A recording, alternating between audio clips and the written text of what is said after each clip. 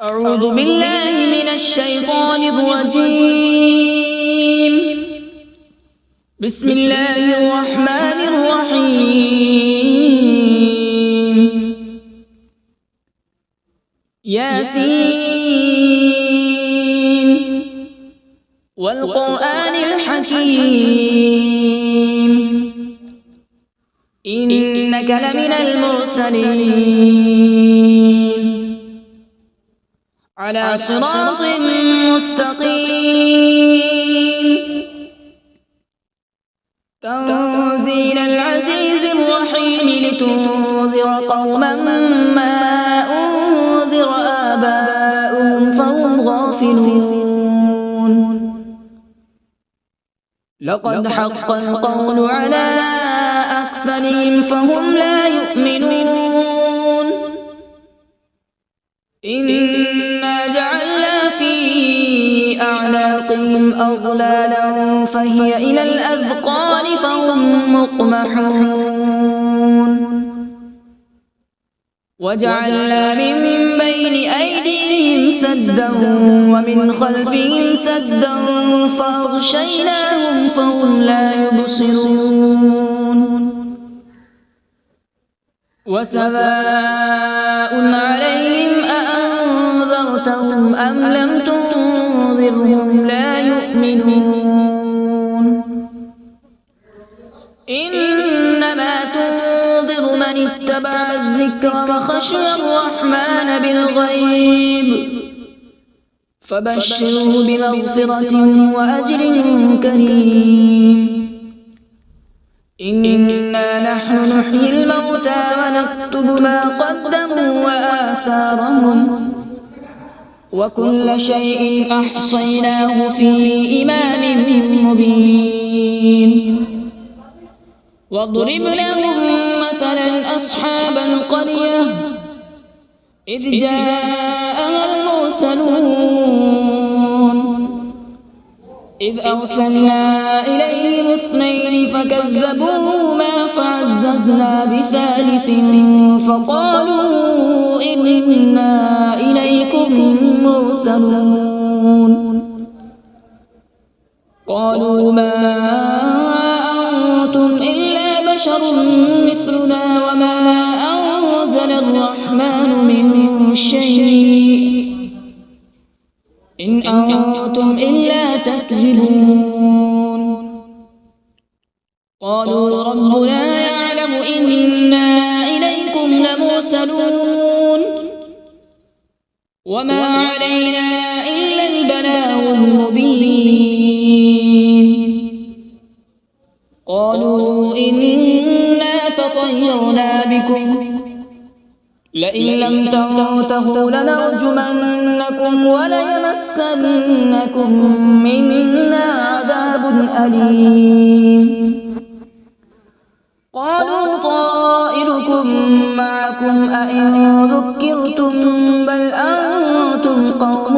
مسرفون. وجاء من أقصى المدينة رجل يسعى قال يا قوم اتبعوا المرسلين اتبعوا من لا يسألكم أجرا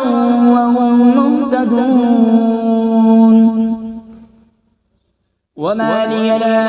أعبد الذي فطرني وإليه ترجعون. أأتخذ من دونه آلهة إن يردني الرحمن بضر لا تغن عني شفاعتهم شيئا ولا ينقذون. إني إذا لفي ضلال مبين. إني آمنت بربكم فاسمعون. قيل ادخل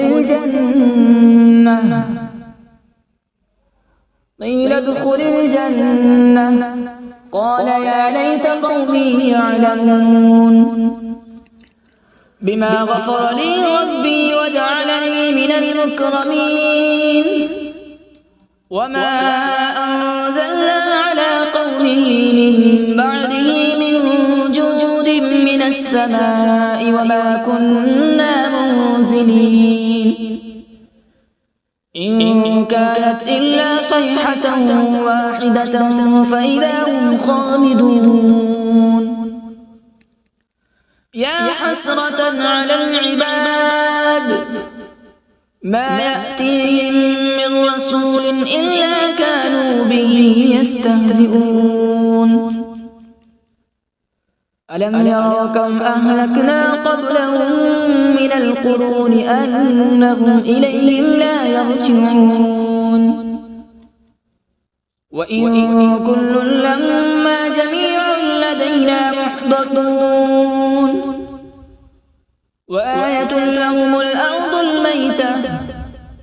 أحييناها وأخرجنا منها حبا فمنه يأكلون وجعلنا فيها جنات من نخيل وأعناب وفجرنا فيها من العيون وجعلنا فيها جنات من نخيل وأعناب وفجرنا فيها من العيون ليأكلوا من ثمره وما عملته أيديهم أفلا يشكرون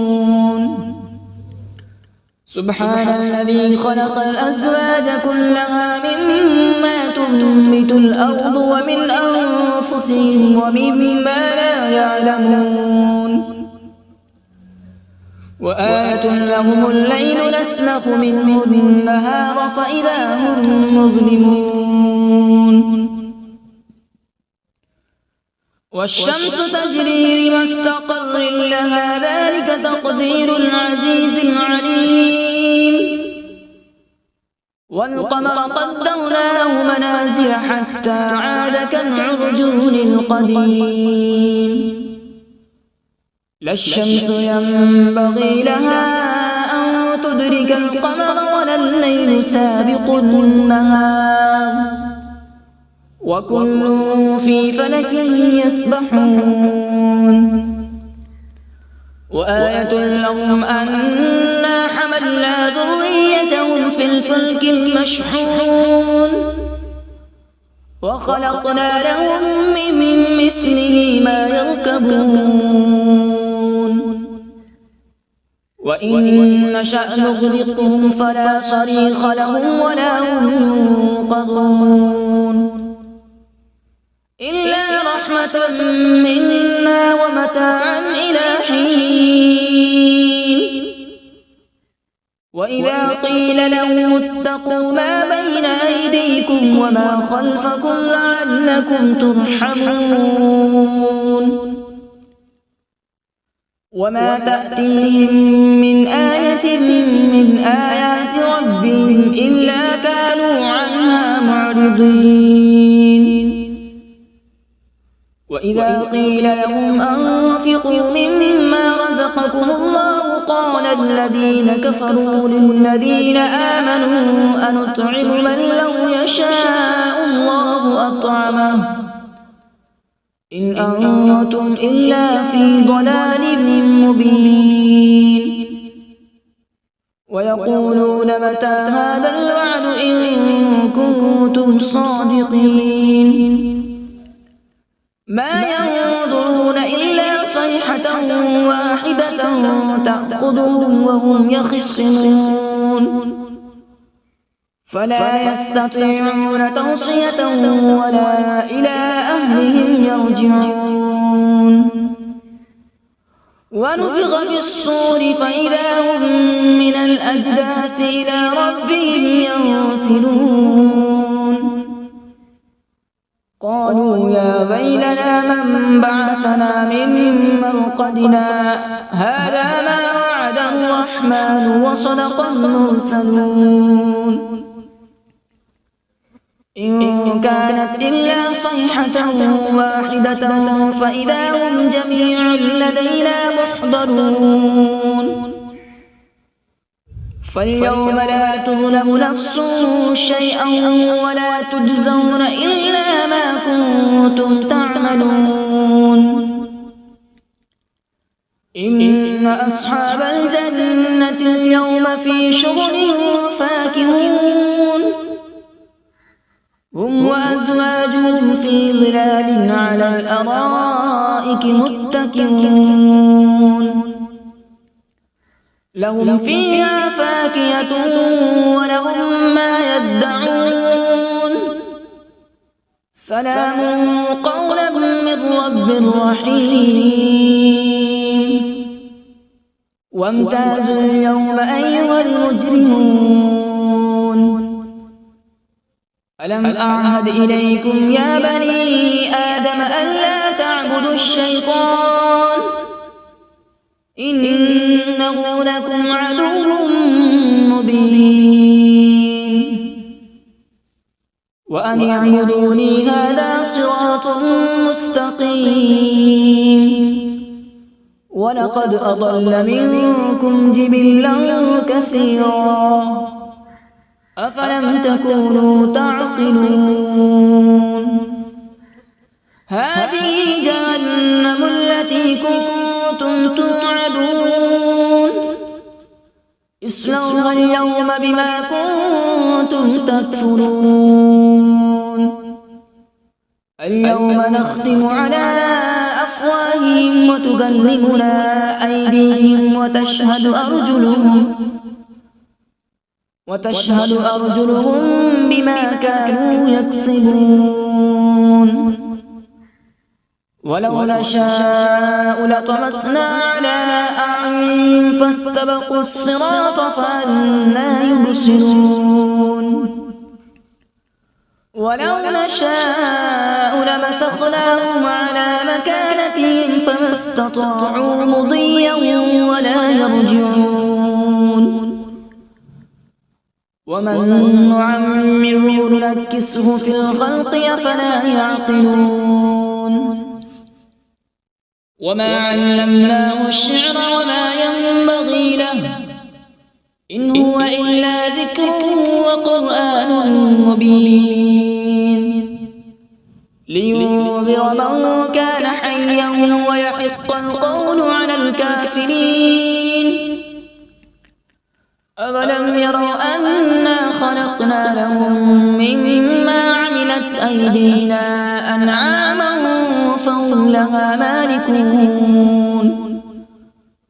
وذللناها لهم فمنها ركوبهم ومنها يأكلون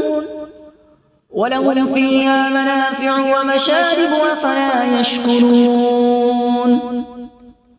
واتخذوا من دون الله آلهة لعلهم ينصرون لا يستطيعون نصرهم وهم لهم جند محضرون فلا يحزنك قولهم إنا نعلم ما يسرون وما يعلنون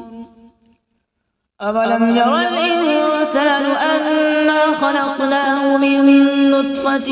فإذا هو خصيم مبين وضرب لنا مثلا ونسي خلقه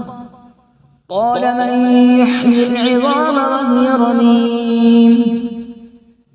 قل يحييها الذي أنشأها أول مرة وهو بكل خلق عليم الذي جعل لكم من الشجر الأخضر نارا فإذا أنتم منه توقدون أوليس الذي خلق السماوات والأرض بقادر على أن يخلق مثلهم بلى وهو الخلاق العليم إنما أمره إذا أراد شيئا أن يقول له كن فيكون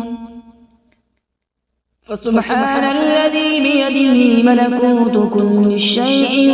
وإليه ترجعون أعوذ بالله من الشيطان الرجيم بسم الله الرحمن الرحيم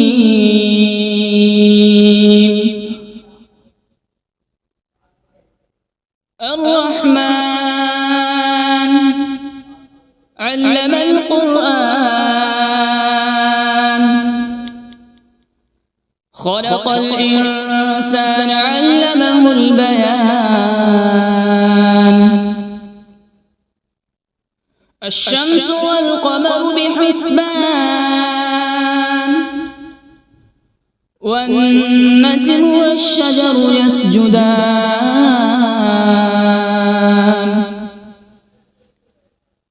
والسماء رفعها ووضع الميزان ألا تطغوا في الميزان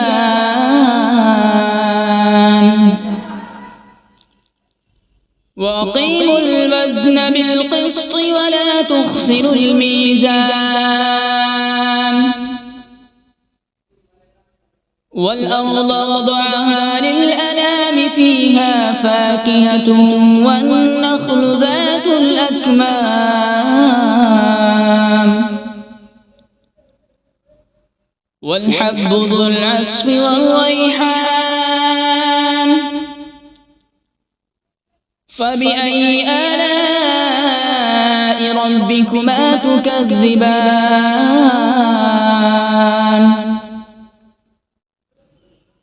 خلق الإنسان من صلصال كالفخار وخلق الجان من مارج من نار فبأي آلاء ربكما تكذبان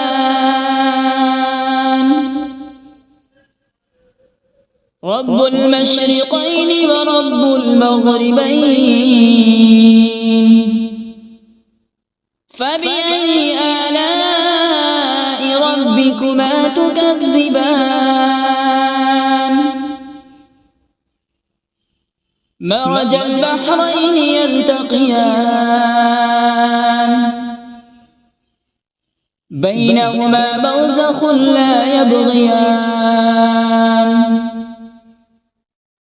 فبأي آلاء ربكما تكذبان يخرج منهما اللؤلؤ والمرجان فبأي آلاء ربكما تكذبان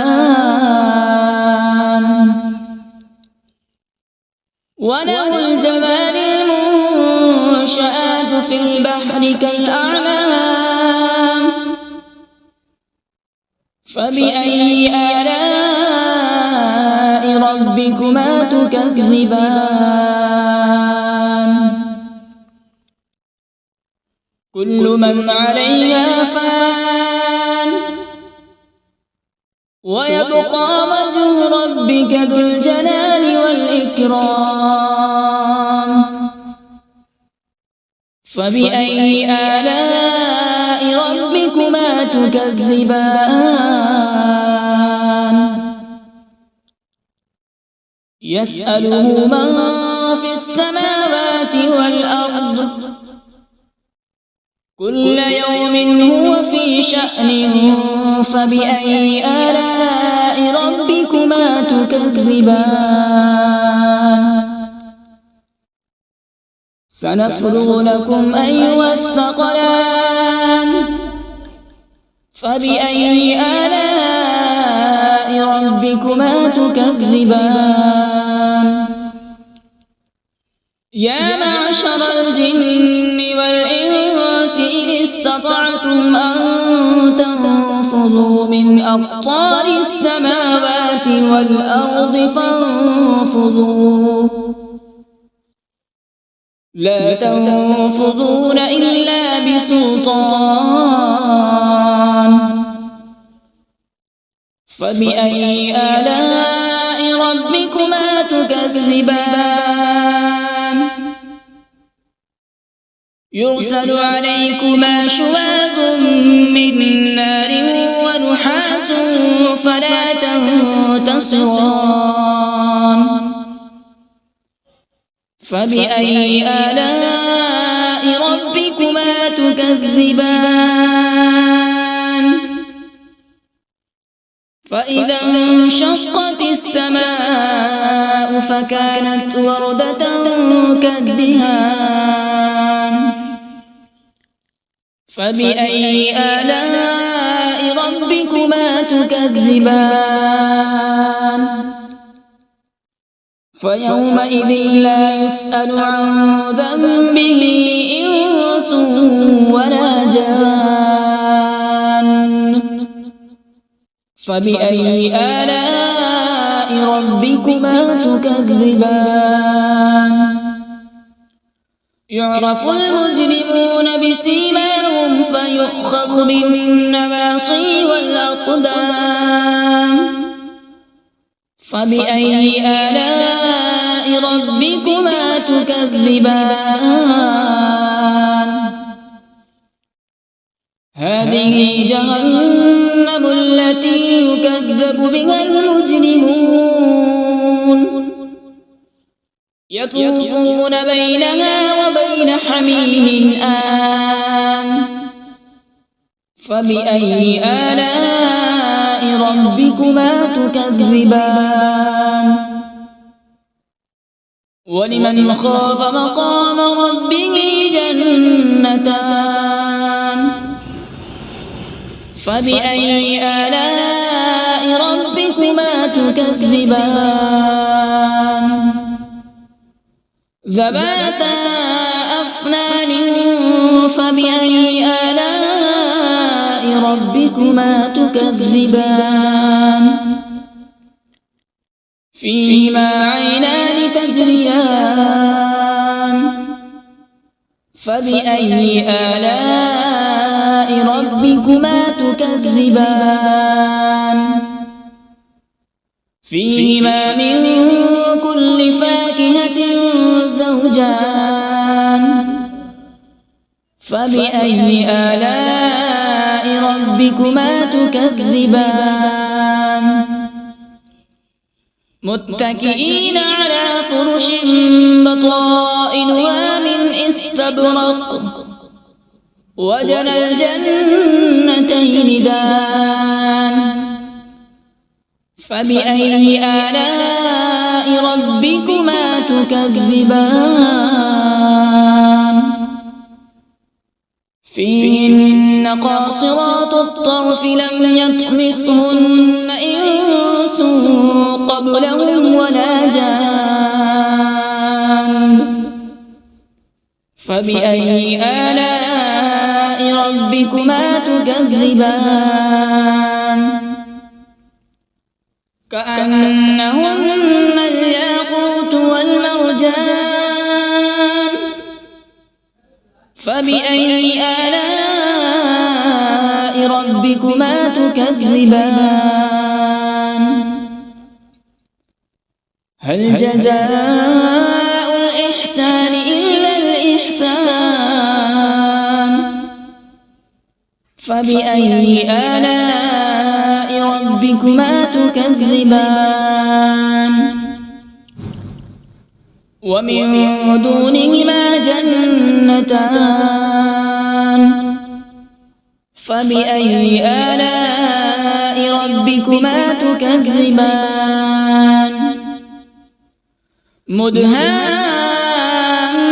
مدهامتان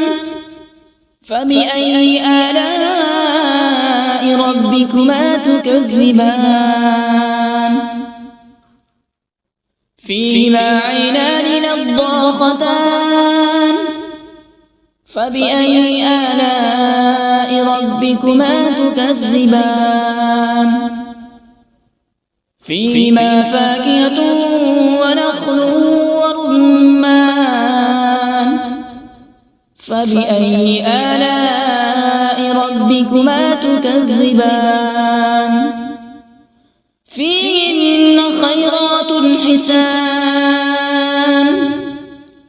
فبأي آلاء ربكما تكذبان حور مقصورات في الخيام فبأي آلاء ربكما تكذبان لم يطمثهن إنس قبلهم ولا جان فبأي آلاء ربكما تكذبان متكئين على رفرف خضر وعبقري حسان فبأي آلاء ربكما تكذبان تبارك اسم ربك ذي الجلال والإكرام بسم الله الرحمن الرحيم تبارك الذي بيده الملك وهو على كل شيء قدير الذي خلق الموت والحياة ليبلوكم أيكم أحسن عملا وهو العزيز الغفور الذي خلق 7 سماوات طباقا ما ترى في خلق الرحمن من تفاوت فارجع البصر هل ترى من فطور ثم ارجع البصر كرتين ينقلب إليك البصر خاسئا وهو حسير ولقد زينا السماء الدنيا بمصابيح وجعلناها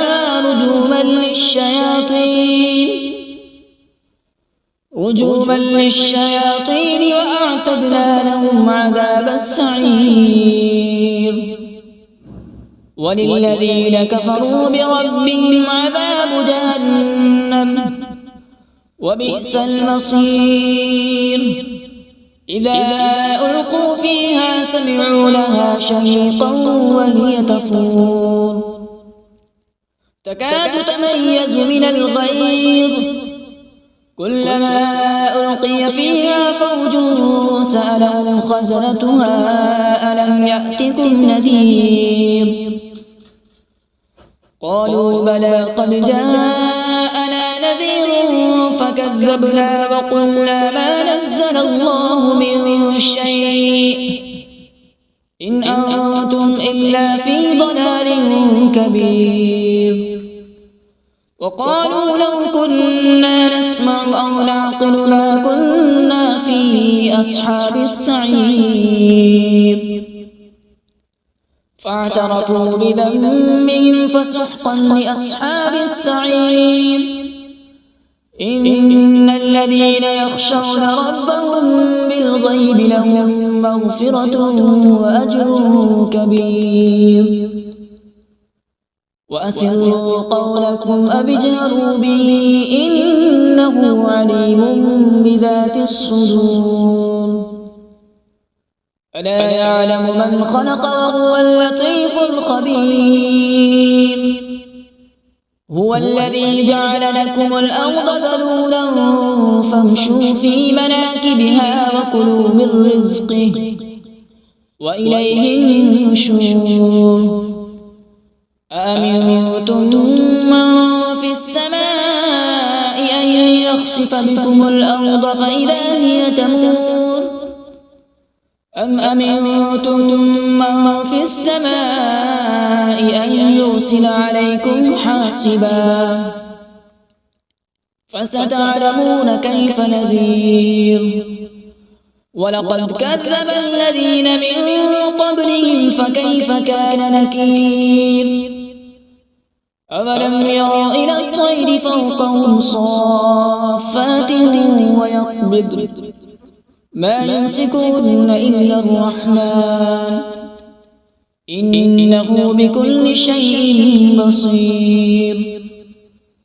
أمن هذا الذي هو جند لكم ينصركم من دون الرحمن إن الكافرون إلا في غرور أمن هذا الذي يرزقكم إن أمسك رزقه بل لجوا في عتو ونفور أفمن يمشي مكبا على وجهه أهدى أمن يمشي سويا على صراط مستقيم قل هو الذي أنشأكم وجعل لكم السمع والأبصار والأفئدة قليلا ما تشكرون قل هو الذي ذرأكم في الأرض وإليه تحشرون ويقولون متى هذا الوعد إن كنتم صادقين قل إنما العلم عند الله وإنما أنا نذير مبين فلما رأوا زلفة سيئت وجوه الذين كفروا وقيل هذا الذي كنتم